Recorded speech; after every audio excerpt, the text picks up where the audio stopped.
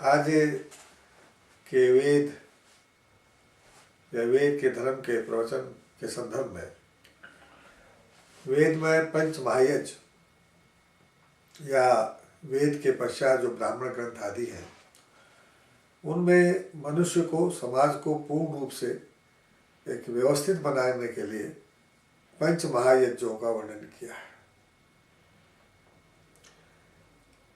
पंच महायज्ञ में है ब्रह्मयज्ञ, देवयज्ञ, पितृयज्ञ, अतिथियज्ञ और बलि वैष्णोदेवी यज्ञ।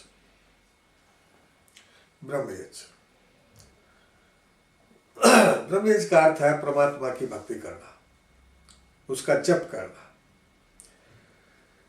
हमने कई बार देखा कि बहुत से लोग जप और भक्ति करते समय ये समझते हैं कि हम ईश्वर पर कृपा कर रहे हैं, कि हम उसका जप कर रहे हैं, परंतु वास्तव में ईश्वर का जप जब हम करते हैं तो अपने ऊपर कृपा कर रहे होते हैं।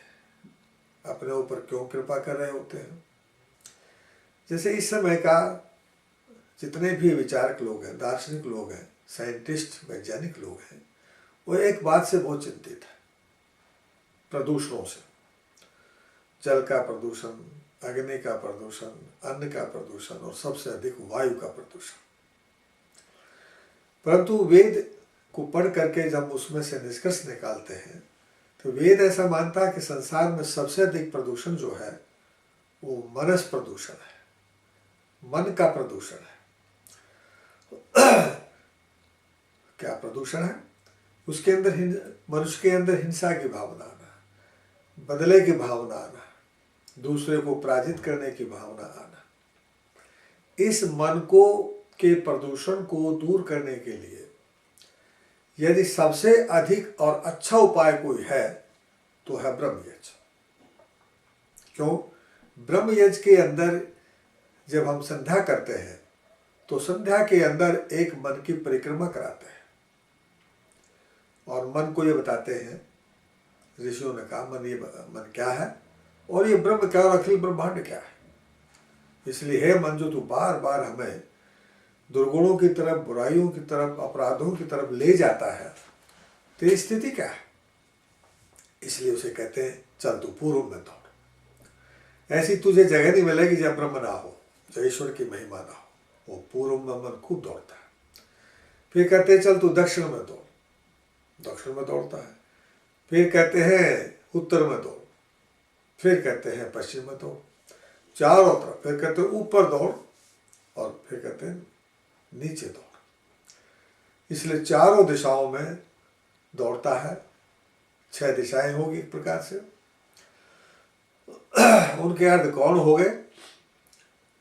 अब ये कहते हैं कितना बड़ा ब्रह्मांड है, इतना बड़ा ब्रह्मांड है कि इसकी सीमा नहीं है। और ईश्वर ने जो ब्रह्मांड रचा है अपनी महिमा से, ये उसके 1/4 महिमा है। ईश्वर की 3/4 महिमा जो है, 3/4 गुना जो है, वो इस संसार से ऊपर है, इस संसार से बाहर है। जो मन को कहते हैं, यानी जो सूर्य का प्रकाश 1 सेकंड के अंदर लाखों किलोमीटर चलता है, इतना जो बड़ा ब्रह्मांड है, और 40-40 वर्ष चल करके, उससे भी अधिक आगे चल करके कोई संख्या नहीं रहती। तो यह अभिप्राय यह है कहने का कि ब्रह्मयज्ञ के अंदर मन को ये दिखाया जाता है तेरी स्थिति बहुत छोटी है, तो अखिल ब्रह्मांड के कहीं नक्शे पर भी नहीं आ सकता है।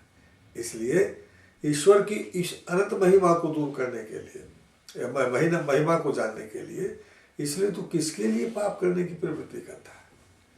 कहने का अभिप्राय है जो मन के अंदर नाना प्रकार के, हमारे अंदर द्वेष, ईर्ष्या और नाना प्रकार के जो ताप भरे पड़े रहते हैं, उनको शांत करने का सबसे अधिक उपाय है ईश्वर की भक्ति करना। अर्थात मेरे मन के अंदर कभी भी, इसलिए रात्रि को यजुर्वेद में कहा तन्मे मना शिव शंकर वस्तु। क्यों कहा? बार बार कहा। कांटे से पूछा गया कि शुभ क्या है? तो कर्ण का good will is only good that is good without qualification. शुभ संकल्प ही शुभ है, इसलिए यह वेद कहता तन्मे मना शिव संकल्प मस्तु। ये जो मेरा मन है ये शुभ संकल्प वाला हो। शिव कहते हैं कल्याण को, शुभ को। तो इसलिए हम क्या करते हैं, उस ईश्वर की उपासना करते हैं ब्रह्म पर चारों तरफ देख करके, ताकि हम हमारे मन 24 घंटे हमारे मन के अंदर कोई ईर्ष्या, द्वेष, मत्सर, अभिमान, लोभ ये पैदा ना हो। और ये बड़ी बड़ी साधना के बाद होता है। प्राय हम लोग उपदेश दे देते हैं परंतु ऐसा हो नहीं पाता। तो मन का प्रदूषण जितना दूर होगा, पूर्ण प्रदूषण दूर करने के लिए क्या कहा कि ब्रह्म यज्ञ कर। दूसरा हमारा महायज्ञ देव यज्ञ। प्राय ये कहा जाता है कि देव यज्ञ की आवश्यकता क्या है, क्यों यज्ञ करें।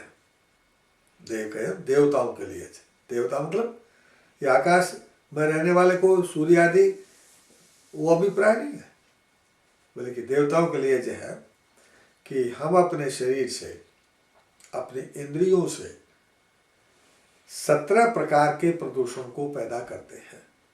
मलमूत्र से, ये अपने शरीर के माध्यम से, अपने प्राण अपान वायु से, हम अपने शरीर के माध्यम से जो नाना प्रकार का प्रदूषण दूर करते हैं,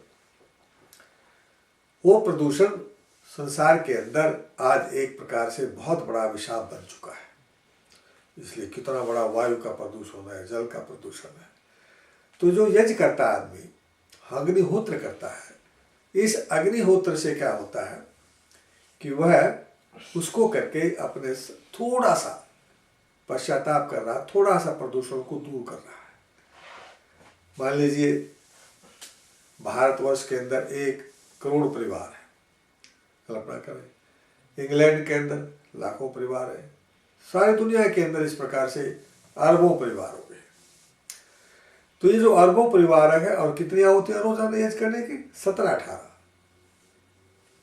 यज्ञ से और कोई लाभ होता हो या ना होता हो, लेकिन यज्ञ से वायुमंडल शुद्ध होता है।